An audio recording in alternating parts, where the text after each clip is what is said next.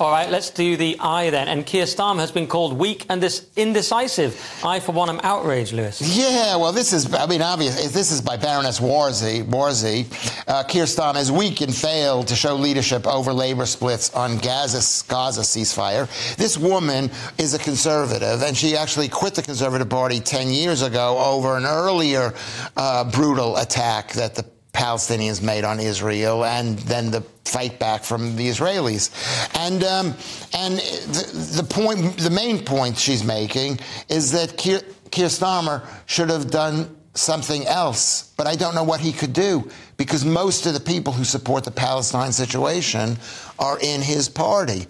So either he goes against Gaza completely and loses 3 million votes. Yeah, he is the party of pro-Palestinian protest, really.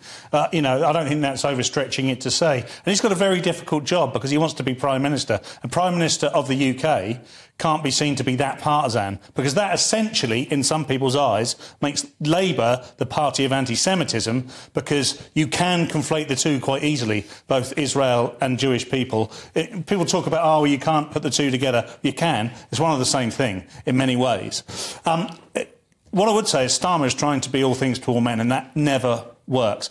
I do agree with him on his stance with regards to the ceasefire, because he's absolutely right. If you take that to the nth degree and you say, oh no, we should have a ceasefire, what you're essentially saying is Hamas have got away with what they wanted to get away with, and we're just going to stand back and let it happen because we're good sports here in the UK. That cannot be the case. This is now war. It's a retaliation to an invasion of a sovereign country, and I'm afraid them's the rules. Yeah, well, it's a very difficult position for Israel because they have to respond, but then the response gets them hated by people throughout the world, or some people. And like you say, it's an impossible situation for Starmer because he's losing Muslim councillors. He's had to suspend Andy MacDonald. He's got an impossible thing. As I often say, he's just trying to carry the Ming vase and not drop it before the next election. But he could drop it over this. And Warsi's comments are a bit straight. I mean, she left because she thought they were too generous towards Netanyahu and they were sort of too pro-Israeli at the time. But now it's not quite clear what she's advocating here. Starmer's just doing what he always does. Like you say, he's trying to play it down the middle. And I was wrong about Starmer, because a few months back, I thought that Rishi Sunak and the Tories had no chance in the world of winning.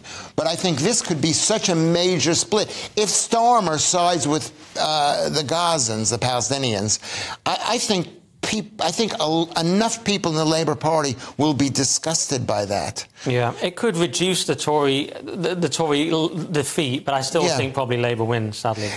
I think because people are beginning to see that there is a choice, like you said, we're not a united. Britain is not a united country. England's not. It's not united, and I think this is if he sides with the Gazans, it's going to create a tremendous amount of dissatisfaction. Yeah, among some people, definitely.